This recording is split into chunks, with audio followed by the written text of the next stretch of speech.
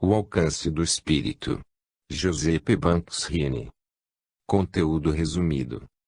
Esta obra pioneira tenta demonstrar a existência de um princípio espiritual que existe em nosso ser através dos canais ocultos como a clarividência, a precognição, a telepatia, tudo explicável em termos desta faculdade anímica que se engloba com o nome de percepção extrasensorial. Prefácio. O alcance do espírito. Muitos acontecimentos se verificaram no assunto que o alcance do espírito versa, depois que veio a lume este livro. Mas somente um acontecimento não se deu, o aparecimento de outro livro que lhe tomasse o lugar ou preenchesse o mesmo fim. Descrevendo o progresso passo a passo da marcha firme do pesquisador neste território inexplorado nas fronteiras da mentalidade real durante as décadas de 1930 e 40. O livro expõe em linguagem não técnica a maneira pela qual uma ciência nova surgiu para a existência organizada. Este relato, feito por um dos que viveram e trabalharam durante esse período, será ainda necessário, juntamente com os que proporcionam outros pontos de vista e perspectivas outras. Não foi superado. De tal maneira, embora muito tenha acontecido desde então, conforme disse, em parte porque este começo era bastante sólido para persistir, os progressos ulteriores ampliaram, confirmaram e utilizaram as bases instituídas e revistas pelo alcance do espírito. Que vem a serem esses últimos progressos?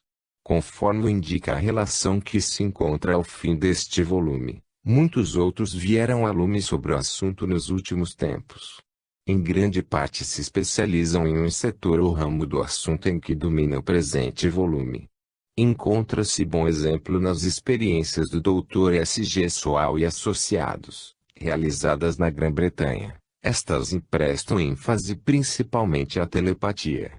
A obra de Soal apareceu em 2 volumes, Modernas Experiências em Telepatia Soal e Bateman, 1954. E os Ledores do Espírito Soal e Bolden, 1960.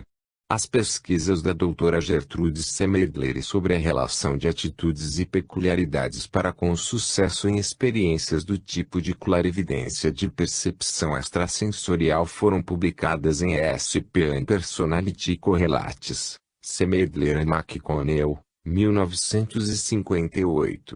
A doutora Louise Rini apresenta no livro Hidden Channels of the Mind, Canais Ocultos do Espírito, publicado em 1961, os resultados de 10 anos de estudos de experiências espontâneas de natureza parapsíquicas, isto é, psíquica. É natural que se manifeste a necessidade de um manual para qualquer novo ramo de pesquisa, algo que o estudante possa usar nos novos cursos que se oferecem, ou que possa consultar o profissional desejoso de examinar o assunto em busca de termos, definições, referências, instruções para experiências, processos de avaliação e quadros de resultados. O Dr. J. G. Pratt e o autor tentaram proporcionar este material no livro Parapsicologia, Ciência da Fronteira do Espírito, publicado em 1957.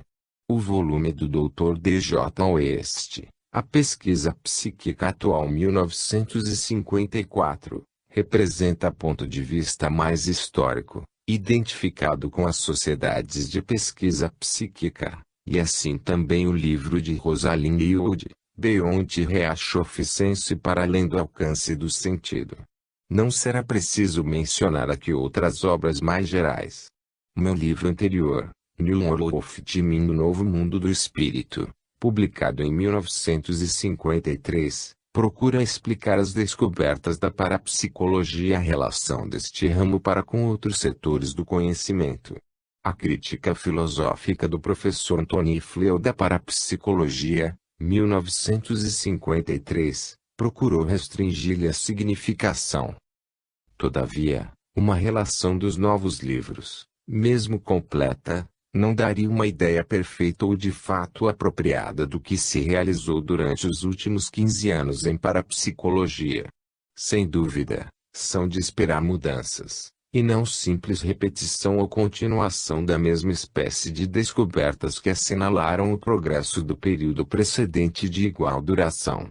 Entretanto, a natureza não fornece a matéria-prima para manter-se indefinidamente progresso tão direto e rápido. Não se descobriu qualquer outro tipo de capacidade psíquica ou parapsíquicas. Foi possível, contudo, distinguirem mais cuidadosamente uns dos outros os tipos que havia sido identificado, investigaram-se as suas características, ampliou-se o conhecimento geral da natureza deles e criou-se maior compreensão e explicação científica. E tais foram os frutos colhidos pela investigação durante os últimos 15 anos. Sem dúvida, a colheita é rica, conforme o indicará o teor do Journal of Psychology, e outros periódicos, especialmente se levar em conta o pequeno número de pesquisadores e as limitações sob que operam. Olhando mais de perto, o que nos é dado ver entre os frutos das décadas de 40 e 50. A telepatia, apesar da familiaridade maior que desfruta entre os tipos de fenômenos psi, revelou-se a mais difícil de identificação final, mas ficou mais pura. Tornou-se experimentalmente distinta da clarividência, mas não da combinação possível entre a precognição e a clarividência. Contudo, as experiências de telepatia foram conduzidas com sucesso sob condições que não permitem qualquer percepção extrasensorial de um alvo objetivo, mesmo se futuro, e somente até aí pode ir a ideia originária da transferência de espírito para espírito, atualmente concebível. Do lado oposto, as experiências de clarividência foram conduzidas de maneira tal que excluem a possibilidade de telepatia, mesmo da telepatia pré-cognitiva. Por igual maneira, o ESP do futuro ou a precognição, foi levada a um ponto de identificação mais nítida frente à possibilidade da produção em parte por psicocinética da ordem de alvos, por exemplo, uma série de símbolos, conforme preditos pelo indivíduo submetido à experiência. Queremos dizer, a escolha da ordem de alvos supostamente fortuita poderia sofrer ação direta do espírito sobre a matéria. Por volta de 1960, contudo, a possibilidade de exercer a PC semelhante efeito sobre a escolha da ordem fortuita de alvos foi eliminada até um ponto que parece geralmente satisfatório. Por outro lado, a verificação do próprio efeito da PC, baseado no esforço do indivíduo no sentido de influir sobre a queda dos dados, ou de outros objetos, manifestou dificuldade comparável, exigindo cautelas especiais contra a probabilidade de vir a precognição, orientando a escolha da face do alvo, seja do dado, a justificar os resultados significativos obtidos.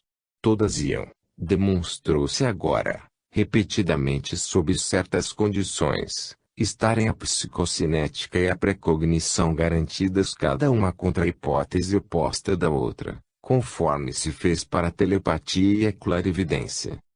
Ao mesmo tempo em que estes tipos se distinguiam cada vez mais claramente por meio de experiência, o conhecimento cada vez maior das propriedades comuns dos diversos tipos de fenômenos promoveu a suposição de serem eles simples consequências de uma única função psi fundamental, relação extrasensori-motor entre a pessoa e o ambiente objetivo, entre sujeito e objeto.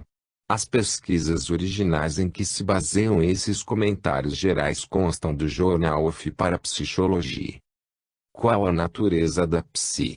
Até que ponto nos adiantamos nos últimos anos para responder a tal pergunta? As últimas provas mais decisivas a favor da precognição e o tempo gasto nas experiências relativas ao ESP do futuro mostram a tendência de tornar mais nítida a distinção entre psi e ação sensorimotor. Não há base material concebível para a psi, mas conhecem-se as bases materiais para as outras ações sensorimotoras através da série inteira. Muito embora ainda seja grande a brecha entre a ação material e a experiência sensorial. Enquanto esta distinção se acentua, a ação recíproca fundamental entre sujeito e objeto, da qual psi é exatamente o outro meio, vem sendo confirmada cada vez mais mediante novos progressos. A medida quantitativa das trocas entre o esforço mental do sujeito e a influência sobre o objeto material nas experiências de psicocinética de lance de dados patentearam nova perspectiva ao estudo quantitativo da energética essencial da ação parapsíquicas. Ou pode ser igualmente parapsicofísica, e de tal modo se demonstra outro tipo de troca, além da ação recíproca nas relações de cérebro-espírito de tipo mais familiar. Embora engenheiros e físicos se preocupem muito mais com o espaço exterior do que com o problema do mundo interior, e com a energia nuclear mais do que com energia psi, dispomos agora de processos na parapsicologia para atacar novo programa de pesquisas, quando se passar a focalizar suficientemente a natureza do próprio homem nos assuntos mundiais. A natureza psicológica da psi revelou-se mais completamente do que nunca. Suspeitava-se antigamente não ser possível experimentar conscientemente a psi como tal, o que se confirmou amplamente agora. Não possui qualquer sinal de identificação que a faça reconhecer introspectivamente. Por meio do estudo de experiências espontâneas, identificaram-se as formas de transmissão que o ESP tem de utilizar para chamar a atenção do indivíduo como familiares e relativamente comuns, sonhos de vários tipos, alucinações e intuições. Nenhum tipo ou forma caracteriza somente o modo parapsíquico de troca como tal. A psi não possui qualquer modalidade consciente. O reconhecimento deste fato esclareceu o melhor estudo dos fenômenos da psi do que qualquer outra descoberta isolada. Grande parte dos escritos dos últimos 20 anos relaciona-se de certo modo aos inúmeros efeitos que atualmente se reconhecem como associados a esta propriedade esquiva da função da psi.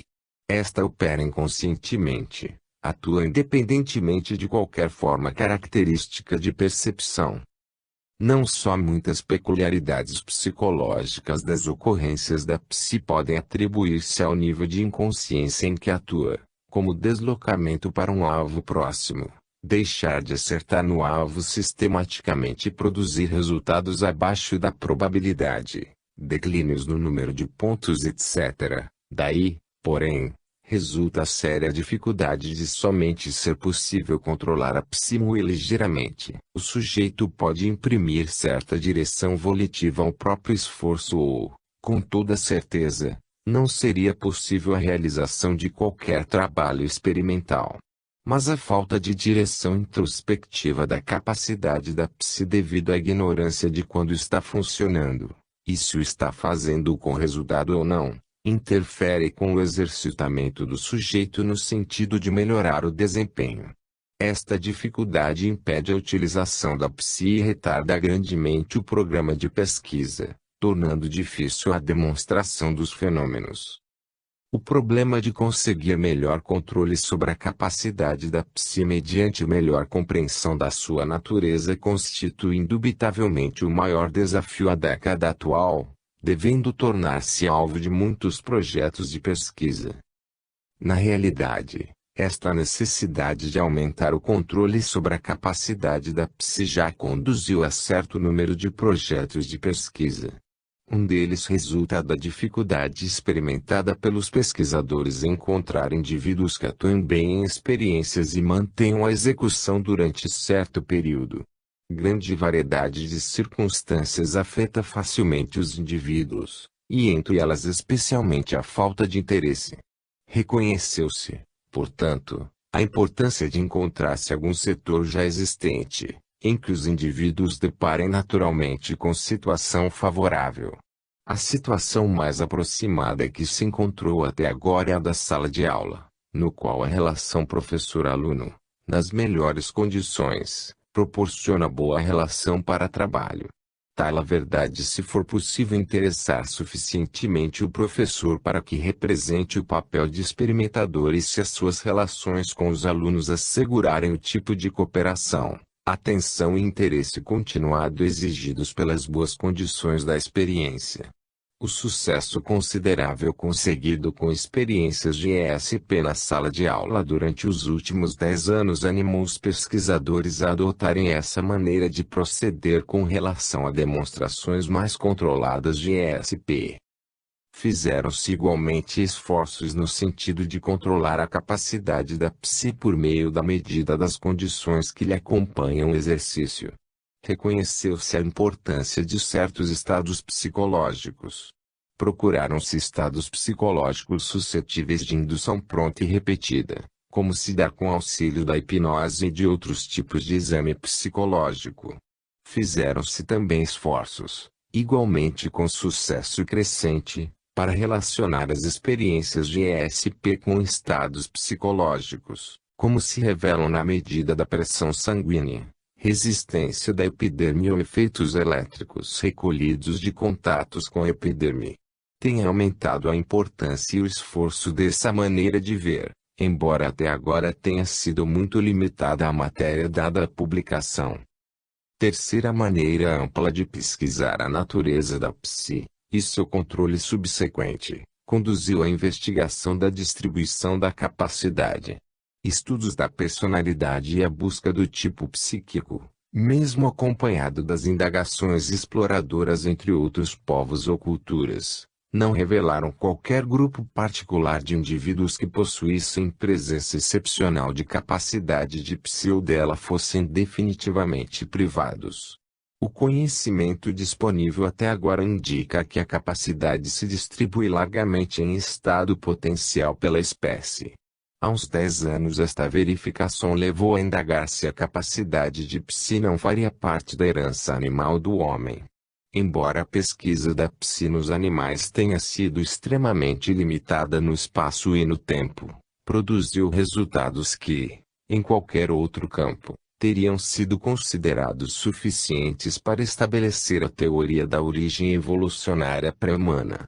A abundante coleção de material anedótico põe o problema e trabalhos experimentais sobre algumas espécies, gatos, cães, pombos e cavalos, dão provas de apoio mais firme e mais do que justificam a continuação da pesquisa. Tentando determinar as condições mais favoráveis para a psi, deu-se início recentemente a um movimento de jogos de psi. Neste esforço, introduziram-se experiências de ESP e IPC em processos parecidos com jogos, comparando-se com experiências padrão. Até agora, o processo de experiência por meio de jogos deu melhores resultados. Sem dúvida, a novidade poderá ser fator favorável, mas essa maneira de proceder parece promissora. Forneceria pelo menos um meio de captar impulsos e interesses naturais. São essas algumas das tendências para as pesquisas, a que pequeno punhado de investigadores se vem dedicando desde que o alcance do espírito recapitulou a situação em 1947. Tais descobertas, porém, mesmo se desenvolvidas detalhadamente, não constituiriam só por si o principal progresso da época. Ao invés, o tipo de prova que surgiu, as correlações das descobertas formando uma rede de significação e proporcionando estrutura global, exibem valor maior do que a soma de todos esses estudos isoladamente. Qual a posição da parapsicologia entre as outras ciências atuais? Não seria de observar-se qualquer grande alteração de imediato. Não houve concessão repentina ou reconhecimento expresso da parapsicologia por parte da ciência oficial ou convencional. As mudanças mais sutis que ocorreram tornaram-se evidentes na supressão do antagonismo que as pesquisas encontraram nas décadas de 30 e 40. Embora a atitude preponderante por parte dos cientistas possa descrever-se como sendo de expectativa vigilante, a vigilância é mais amistosa e a espera mais paciente. Ataques diretos e polêmicos desapareceram em grande parte, pelo menos nos Estados Unidos, das publicações profissionais. Provavelmente os profissionais, em sua maioria, das ciências, estão atualmente convencidos de que se dá conta do homem e da natureza por meio de uma filosofia materialista. Tais indivíduos sentem-se impossibilitados de aceitar as descobertas da parapsicologia, seja qual for a prova fornecida. Grande parte, contudo, inclina-se por pensar que, pelo menos, deve investigar-se os fatos, muito embora ainda sejam alguns de opinião que a respectiva interpretação como prova de operação e materiais no homem seja errônea. De qualquer maneira, depara-se com a disposição generalizada de esperar para ver. Cada vez número maior de pessoas, embora lentamente, firma opinião sobre a questão, em comparação a qualquer outra época na história deste assunto. Mais importante ainda, maior número de jovens está indagando da possibilidade de uma carreira em pesquisas nesse campo. Abriram-se alguns cursos em colégios na América do Norte e o número deles continuará provavelmente a crescer. Inauguraram-se 3 centros de pesquisas, além do Laboratório de Parapsicologia de Duke, definidamente identificados com a matéria em terrenos de colégios de universidades desde o aparecimento do alcance do espírito. 2 outros estão em vias de organização. O Jornal de Parapsicologia, ora filiado à Sociedade de Pesquisadores Profissionais da Matéria, conhecida por Associação Parapsicológica, completa agora 25 anos de existência. A nova associação, fundada em 1957, conta atualmente com 125 membros de diversos países, prometendo ser tão bem-sucedida neste campo como têm sido outras organizações em outros ramos da ciência. Embora em quantias limitadas, algumas sociedades filantrópicas têm fornecido fundos para pesquisa há mais de 10 anos. Em conjunto, a promessa de auxílio para pesquisa de várias espécies é maior do que nunca antes, e, em geral, as experiências e as habilitações do pesquisador de hoje são melhores do que o foram no passado. Para resumir, o que se verifica quanto ao campo de pesquisa que este livro apresentou aos leitores em 1947 é que está em marcha. O progresso da ciência é sempre difícil e podemos estar certos de que o aclive a subir será penoso para os parapsicologistas. Todavia, vê-se mais trabalho de grupo e melhor espírito de cooperação entre os pesquisadores atuais e apreciação mais favorável dos seus esforços pelo mundo dos que leem a respeito das descobertas realizadas. Sei que são gratos por esse interesse. Faz realmente parte importante do auxílio à pesquisa. Novembro, 1960. J. B. Rini. Capítulo 1. A pergunta principal a respeito do homem. Que vem a ser entes humanos, como o leitor ou autor. Ninguém sabe. Muito se sabe a respeito do homem, mas a sua natureza fundamental, o que o faz proceder como procede, ainda constitui profundo mistério. A ciência é incapaz de explicar o que é realmente o espírito humano e como trabalha com o cérebro. Não há mesmo quem tenha a pretensão de saber como se produz a consciência. Que espécie de fenômeno natural é o pensamento? Nem mesmo existe uma teoria a respeito. Tal ignorância por parte do próprio conhecedor é dificilmente acreditável. A ciência fez recuar as nossas fronteiras com êxito em inúmeras direções. Explorou os polos e as profundezas e elevações da Terra e todos os elementos da matéria.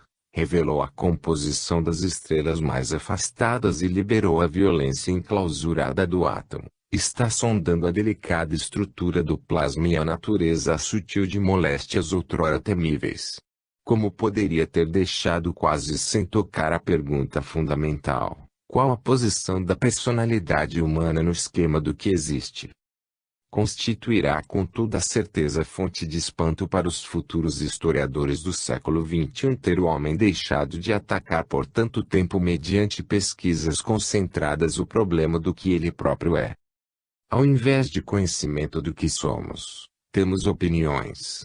Quando éramos muito jovens adquirimos, muitos dentre nós, a primeira opinião a respeito do homem, que consistiria de 2 partes, uma o corpo material e a outra o espírito não material ou alma. A alma era a parte que governava e o corpo a casa ou instrumento da alma. Sem dúvida, somente aos domingos, nas escolas dominicais falávamos da alma, exceto se houvesse um enterro. Mas nos dias da semana empregava-se a palavra espírito em grande parte no mesmo sentido. Não nos preocupávamos com os pontos sutis da diferença.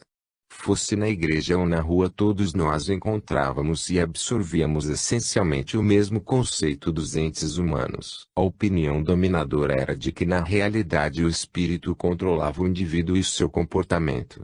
Era, sem dúvida, em torno do espírito do indivíduo que a cultura e as instituições se desenvolviam. Não só os órgãos sociais como as escolas, mas na realidade todas as maneiras da vida, costumes, moralidade, prazeres, aspirações e valores, baseavam-se na doutrina que adquiriramos na infância, isto é, o homem é um ente dual, sendo o espírito o centro verdadeiro da personalidade. Esta opinião tradicional geralmente continua com o indivíduo até o fim da adolescência. Depois dessa idade, tende a persistir com os que não se adiantam mais na instrução ou em reflexão. Mesmo entre os jovens que prosseguem nos estudos mais adiantados, alguns há que se apegam dedicadamente aos conceitos originários durante o período dos estudos superiores e mesmo até certo ponto durante a vida. A tendência geral, contudo, é no sentido do abandono desta antiga maneira espiritual de ver o homem em duas partes. Como estudante, trava conhecimento com as ciências que tratam da espécie humana, sua origem e evolução, a proporção que adquire conhecimentos a respeito da íntima ligação entre comportamento e o cérebro, a proporção que verifica até que ponto as glândulas regulam a personalidade por meios químicos, as suas opiniões começam a mudar. Descobre que o espírito da criança somente amadurece com o desenvolvimento do cérebro, que certas funções mentais se relacionam com regiões específicas do cérebro e que se o cérebro for lesado perdem-se essas funções psíquicas. Tão intimamente parece agirem paralelamente o pensamento e o cérebro que o jovem inquiridor naturalmente vem a pensar que o cérebro é o verdadeiro centro do controle sobre o pensamento. Esta segunda opinião sobre o homem, sem dúvida alguma, presta-se o cérebro ao estudo por processos materiais. As células nervosas de que se compõe constituem parte do universo da matéria e da energia. O espírito, por outro lado, é intangível. De que matéria seria formado? O que seria se não fosse material? Parece simplesmente função do cérebro, certo aspecto do cérebro em ação. De tal maneira passamos a considerar o homem como inteiramente material por natureza, e o espírito como simples epifenômeno ou efeito ulterior da atividade do cérebro. Essa explicação permite organizar o conhecimento de quanto existe em um único sistema ao invés de dois. De sorte que o estudante de ciências acaba de instruir-se dispondo de muito pouco do que aprender anteriormente a respeito do homem. Talvez tenha realizado a mudança gradativamente, sem qualquer discussão franca ou mesmo decisão consciente. De fato, essa transição de uma opinião para outra é, na maior parte dos casos, sutil alteração de atitude em resposta a ponto de vista de professores e livros. Pode ser resultado de pura sugestão tanto quanto era a aceitação infantil do conceito mais antigo a respeito do homem. A questão é que ouvimos dizer muito pouco a respeito do problema do que somos. Existe um feliz tabu, tanto na escola como fora, contra a discussão das opiniões a respeito da natureza final do homem. Em consequência, mesmo nos recreios da universidade mais liberal, raramente a questão do homem e do espírito vem abertamente à baila. Certas organizações adotam naturalmente as opiniões tradicionais, vindas à frente delas a igreja paroquial, na qual se afigura essencial a suposição de um fator espiritual ou não material no homem. Mas enquanto essa escola está atarefadamente preparando jovens pregadores na fé que alguma espécie de espírito ou alma transcendente regula a vida do indivíduo, a escola de medicina, talvez somente a alguns passos de distância, está por igual deixando de lado confiantemente tudo quanto não seja processo materialmente objetivo no ensino dos jovens médicos.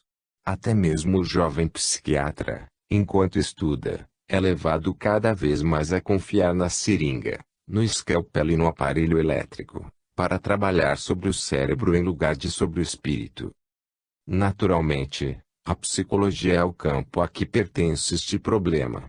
A natureza do espírito ou psique constitui, por definição, o assunto do estudo da psicologia, embora a ciência da alma tenha perdido há muito o interesse pelas almas.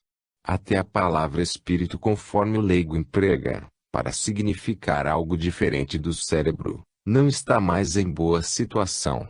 O estudante, portanto, nada encontra a respeito da alma nos manuais de psicologia e nas preleções, e muito pouco no espírito como realidade distinta.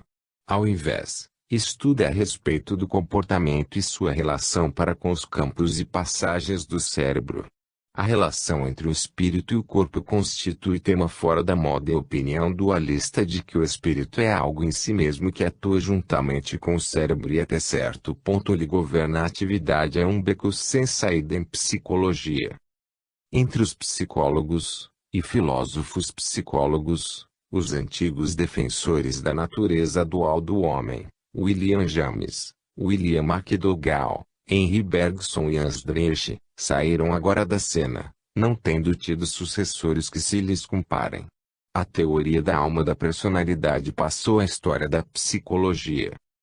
Entretanto, bastante estranhamente, não há quem afirme ter provado que o espírito é material. Não se registra qualquer teoria física do processo mental consciente. É extraordinário que um ramo da ciência aceite uma opinião sobre o espírito não só em qualquer prova positiva mas sem mesmo formular uma hipótese não comprovada que o justifique. Semelhante atitude só se pode caracterizar como de pura opinião, como ato de fé.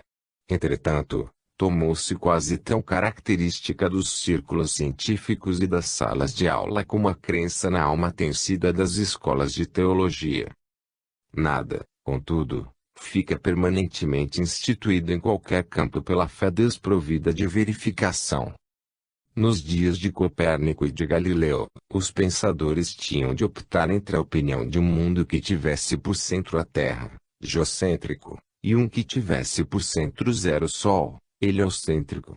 Hoje, os homens que refletem têm de decidir, por igual maneira, qual o centro de controle do mundo pessoal do indivíduo, o espírito subjetivo, experimentador ou um cérebro orgânico, objetivo.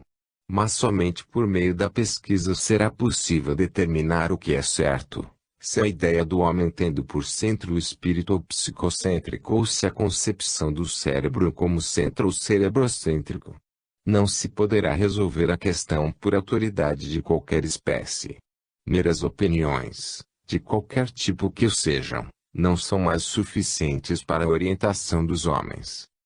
Em contraste com a antiga questão da Terra contra o Sol, este problema do homem é de natureza urgente. Tão urgente como a felicidade humana, o seu bem-estar ou a vida. As difíceis relações humanas atuais resultam evidentemente de uma causa única: não sabemos como tratar as pessoas, em que princípios, em que filosofia do homem, em que suposição a respeito da sua natureza deve basear-nos. Não o conhecemos suficientemente.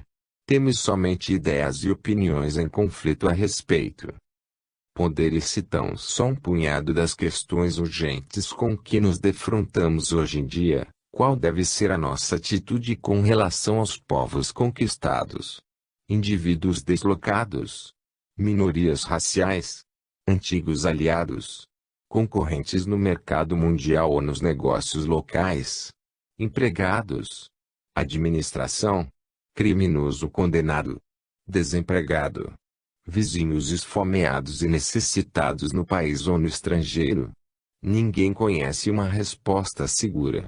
A maneira por que tratamos essas pessoas depende evidentemente das opiniões a respeito do que são.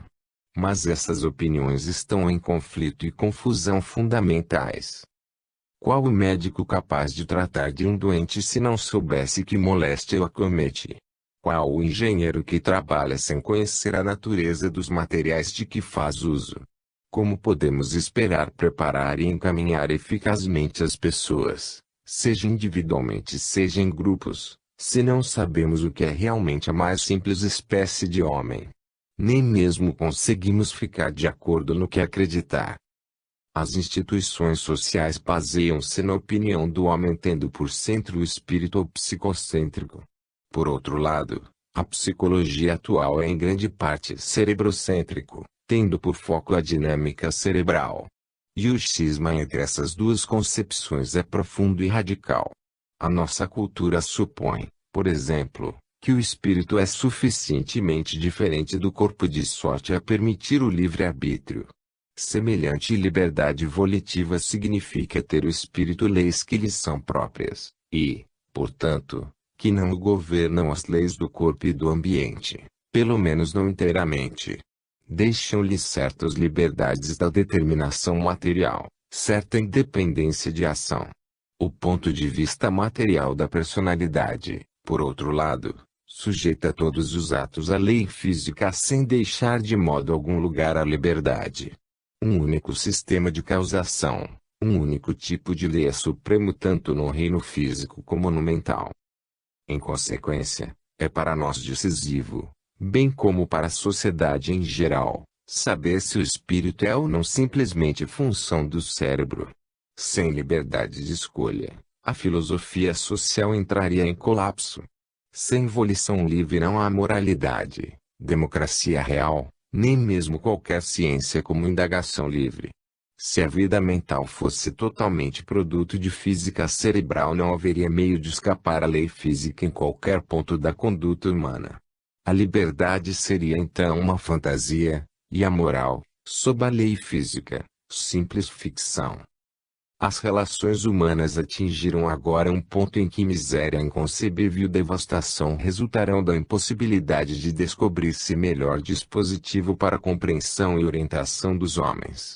As antigas crenças muito perderam da força de orientação sem que novas crenças de valor comprovado lhes tomassem o lugar. É hora de ação.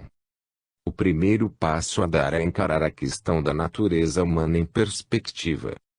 O problema, sem dúvida, não é novo.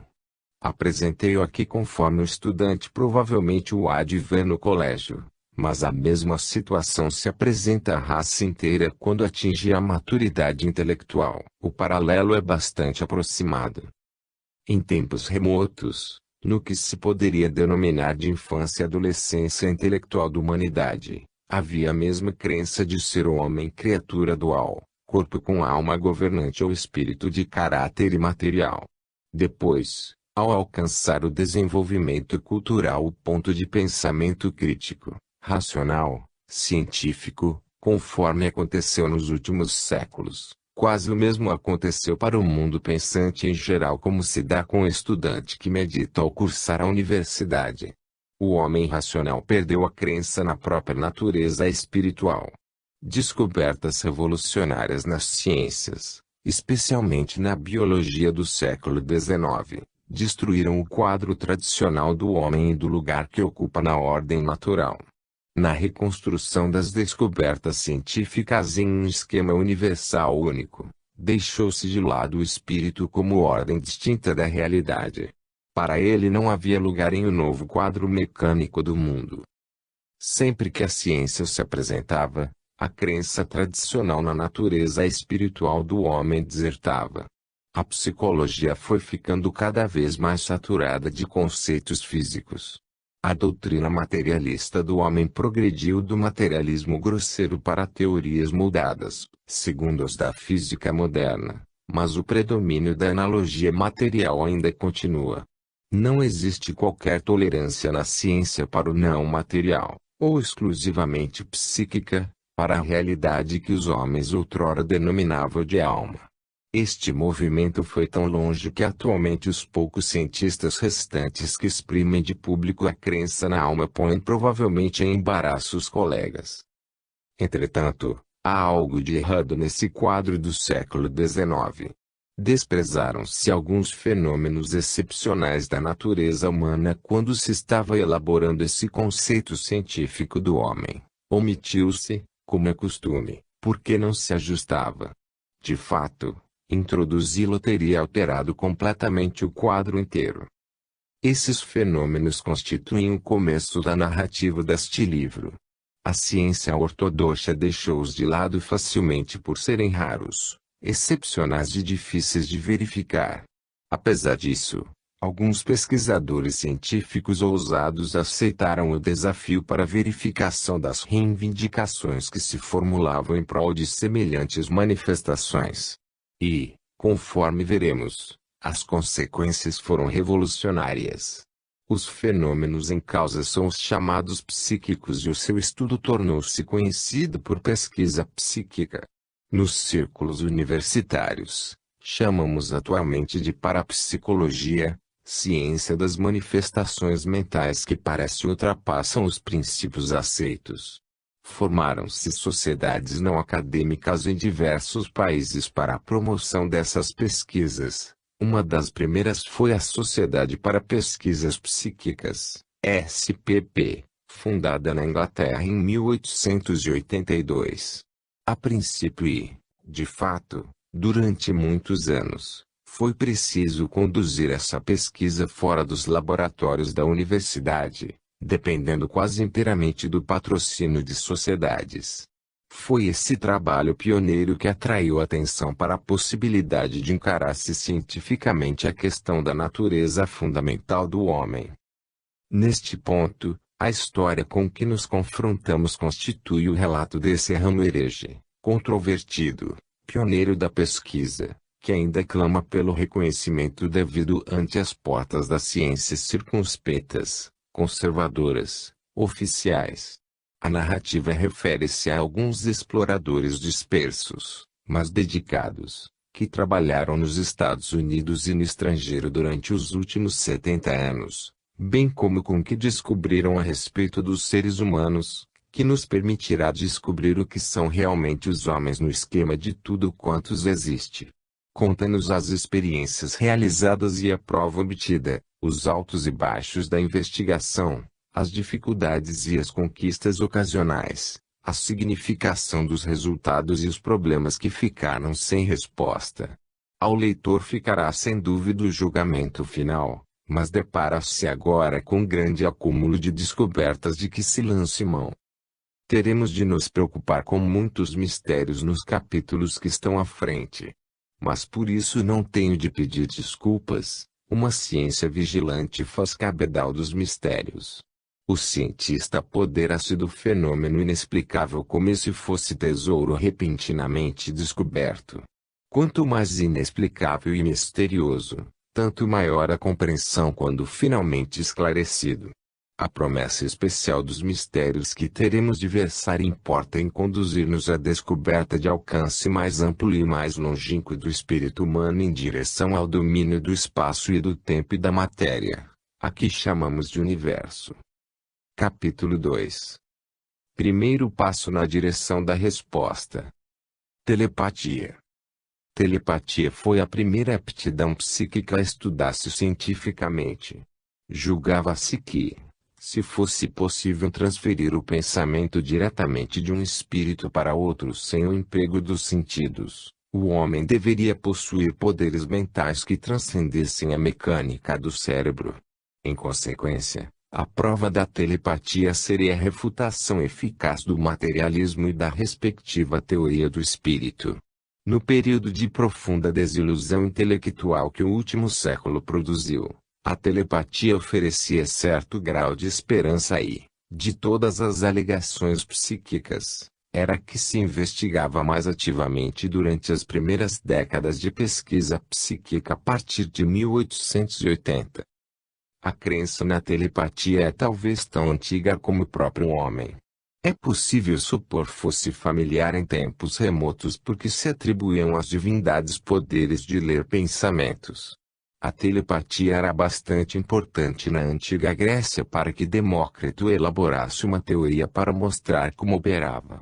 Inúmeras referências e exemplos em que parecia existir transmissão de pensamentos entre seres humanos aparecem nas literaturas mais antigas, especialmente nas que tratam da religião e dos fundadores de seitas. Todavia, tais exemplos dificilmente apresentam interesse que não seja histórico.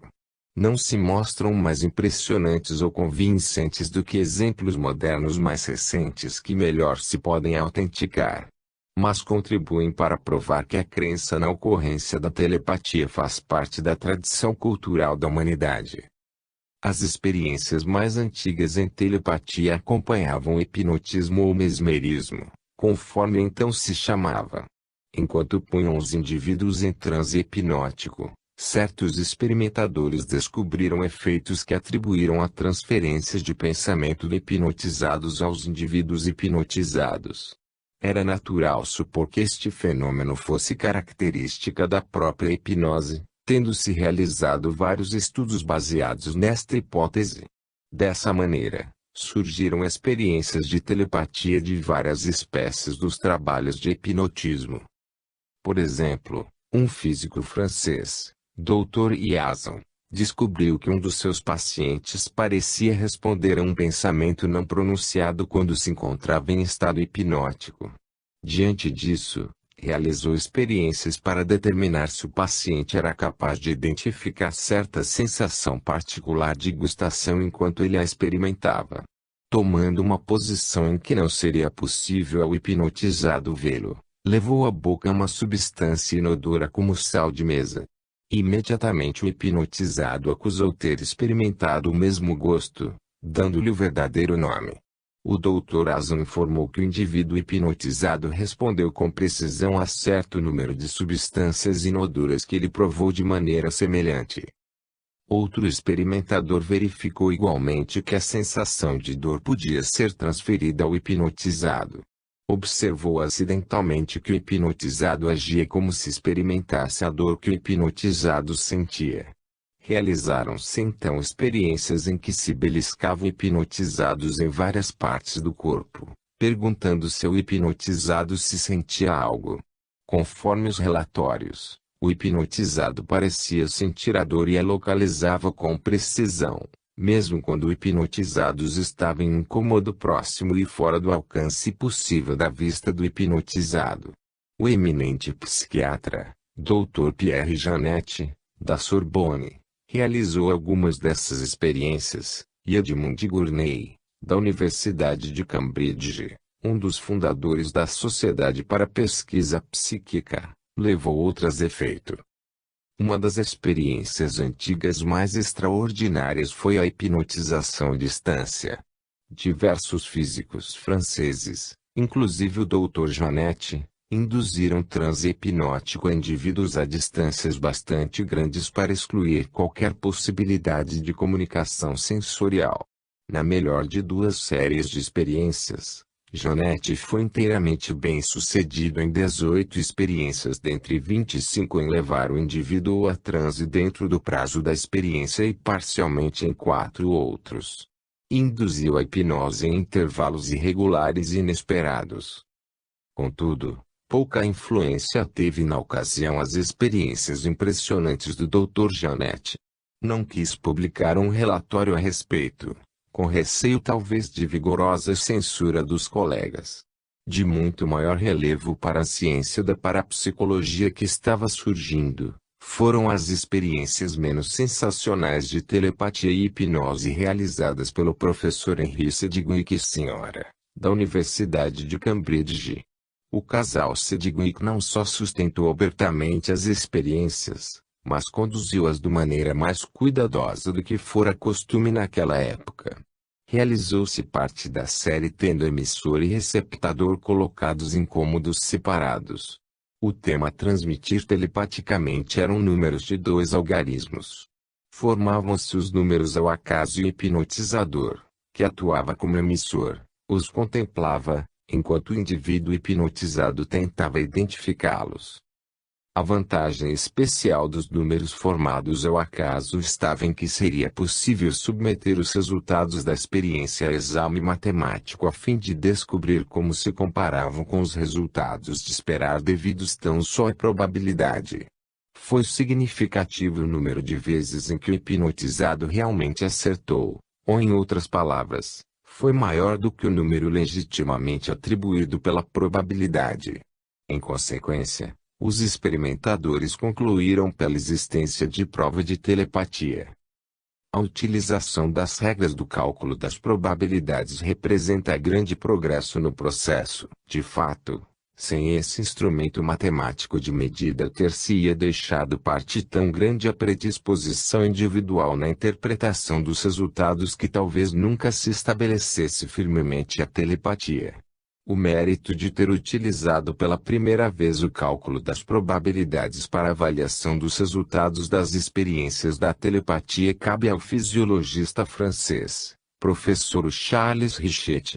Precedeu o casal Sidgwick no emprego do cálculo das probabilidades aos dados da telepatia, embora as experiências que realizou não fossem tão bem controladas como as destes. O trabalho de Richet introduziu também outro desenvolvimento. Realizou algumas experiências sem utilizar a hipnose. Verificou não ser necessário o estado hipnótico para o êxito da transferência do pensamento. Realizou-se certo número de experiências de telepatia no estado normal durante a década de 80, e dentro em pouco se verificou que hipnose e telepatia não eram necessariamente correlatas. A telepatia constituía processo independente que ocorria com o indivíduo hipnotizado ou não. Nem mesmo havia certeza fosse vantajoso o estado hipnótico. Todavia, a associação da hipnose com a telepatia foi erro feliz do ponto de vista do parapsicologistas, visto como fez progredir o problema da transferência do pensamento até o ponto do estudo experimental. Ao tempo em que se compreendeu que os dois fenômenos eram essencialmente diferentes, a telepatia tornou-se de direito assunto para a pesquisa. As provas a favor da telepatia foram se divulgando pouco a pouco, vindas de pontos muito afastados uns dos outros. Em grande parte, as experiências se realizaram na Inglaterra, algumas na América do Norte, e em volume considerável na Europa continental, principalmente na França. Mas apareceram igualmente relatórios de estudos experimentais de telepatia realizados na Suécia, Polônia, Alemanha e Rússia. As experiências começaram a modificar-se com a introdução do cálculo das probabilidades. Daí por diante, os experimentadores utilizaram cartas de jogar ou números, porque a possibilidade de acertar na base do cálculo era conhecida e, portanto, tornava-se fácil computar o valor da prova da telepatia que os resultados acusavam. O processo geral, contudo, continuava o mesmo. O emissor olhava para a carta e o receptor tentava identificá-la. Nas experiências controladas mais cuidadosamente, separavam-se os dois participantes para impedir a transmissão de indícios sensoriais de um para o outro. Alguns investigadores, contudo, fizeram uso de outros processos. Em certos estudos, o emissor fazia um desenho e fixava a atenção sobre ele, enquanto o receptor tentava reproduzi-lo tão exatamente quanto possíveis. Não se podia medir quantitativamente a precisão obtida. Revelavam-se os desenhos certos mediante comparação com o original e os desenhos do receptor. O professor Oliver Lodge e associados utilizaram este processo em experiências de telepatia conduzidas nos princípios da década de 80. Quando ele ensinava física na Universidade de Liverpool. O professor Gilbert Murray, distinto estudioso de Oxford, lançou mão de outro meio bastante diferente. Prestou-se pessoalmente a submeter-se a experiências de telepatia realizadas por membros da SPR, especialmente a Sra. Sedgwick. Ele preferia que o emissor se concentrasse em algo mais significativo e variegado do que carta ou números. Algo semelhante a ser no acontecimento clássico ou histórico. O êxito conseguido, principalmente quando o emissor era a própria filha, foi tão inconfundível que evitou em grande parte a necessidade de avaliação matemática. Havia ainda outros tipos de experiências em telepatia. Nenhum processo gozava de monopólio de êxito e nenhum tipo especial de indivíduo parecia salientar-se sobre outros. À proporção que as experiências se generalizavam, tornando-se mais variadas, tipos os mais diversos de pessoas, tanto homens como mulheres, jovens ou velhos, normais ou neuróticos, rústicos não instruídos ou professores eminentes, deram provas dessa capacidade. Entre as pessoas que mais se salientaram nessas antigas experiências, contavam-se uma criança de 12 anos e uma senhora de 70. O simples camponês igualava seu professor universitário. A telepatia, como novidade científica, foi mal recebida pelos cientistas. Descobertas estranhas e realmente novas são raramente bem recebidas.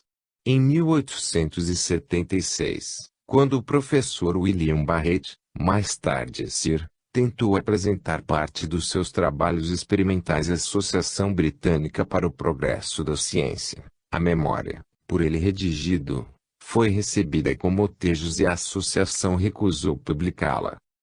Bastante estranhamente, não se encontra qualquer psicólogo entre esses primeiros experimentadores. Jonetti era principalmente psiquiatra. Mas a ausência dele não é mais de notar-se entre os primeiros trabalhos sobre telepatia do que nos de hipnotismo.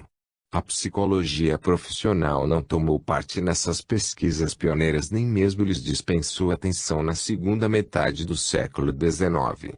Nessa época, raramente se reconhecia a psicologia como ciência, sendo a sua posição extremamente precária. Essa situação duvidosa era só por si suficiente para desanimar pioneirismo ousado nos campos adjacentes. Quando nos lembramos que o psicólogo se mantinha afastado dos problemas intensamente práticos das desordens mentais, até que Janet, Freud e alguns poucos médicos chamaram atenção para eles, podemos apreciar como essa ciência tinha uma infância hesitante naqueles tempos. Contentava-se com a investigação de temas inofensivos, deixando de abordar as questões importantes, discutíveis. William James, da Universidade de Harvard, foi seção eminente entre os psicólogos acadêmicos. Embora não fosse propriamente experimentador, salientou-se pelo interesse franco e incondicional em relação às pesquisas telepáticas que se estavam processando, e muito fez no sentido de animar quantos realizavam pesquisas sobre semelhante problema. Mais tarde, William McDougall, da Inglaterra, reconheceu a grande influência que James exercera sobre ele, e o próprio McDougall tornou-se o campeão líder dos estudos parapsicológicos entre os psicólogos do século XX. Mais tarde ainda, Sigmund Freud, C.G. Jung e alguns outros psiquiatras de renome vieram juntar-se a este grupo altamente selecionado de patrocinadores da telepatia. Mas no século XIX James ficou quase só. Por parte dos psicólogos houve mais crítica do que apoio. Dois psicólogos dinamarqueses, Alemán e F.C. Hansen, criticaram as experiências em telepatia relatadas pela SPR e sugeriram serem os resultados devidos a murmúrios involuntários dos emissores ao se concentrarem nos números ou nas cartas. Suponha-se fosse o murmúrio inconscientemente percebido pelo receptor. O professor Lehmann, contudo, ficou convencido, na discussão que se seguiu, de que semelhante explicação não justificava todas as provas a favor da telepatia. Este generoso reconhecimento público merece menção especial, visto a raridade de ocorrência tal em uma controvérsia. O movimento intelectual da época era firmemente contrário à telepatia. Pouca atenção científica se prestava ao que não estivesse rotulado de físico. A biologia mecânica do Dr. Jacques Loeb e a psicologia behaviorista do Dr. John Biotti são montadas contra o telão de fundo de um universo mecânico simplificado, conforme se generalizava em certas obras, como o Enigma do Universo de Ernst Haeckel, caracterizaram o pensamento científico geral durante os primeiros anos do século atual. O psicólogo que se animasse a publicar provas de telepatia nessa época devia ser dotado de coragem excepcional. Nenhum o fez. O Dr. Johnny Cover, do Departamento de Psicologia da Universidade de Stanford, realizou algumas experiências de telepatia por volta de 1915, conseguindo provas de capacidade telepática entre os estudantes que submeteu às experiências. Mas Cover recusou-se a reconhecer as próprias descobertas.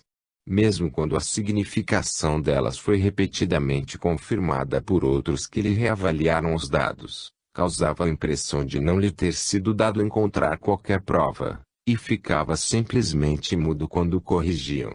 Contudo, mesmo em tempos menos arriscados, psicólogos houve que recusaram arriscar-se a publicar provas favoráveis a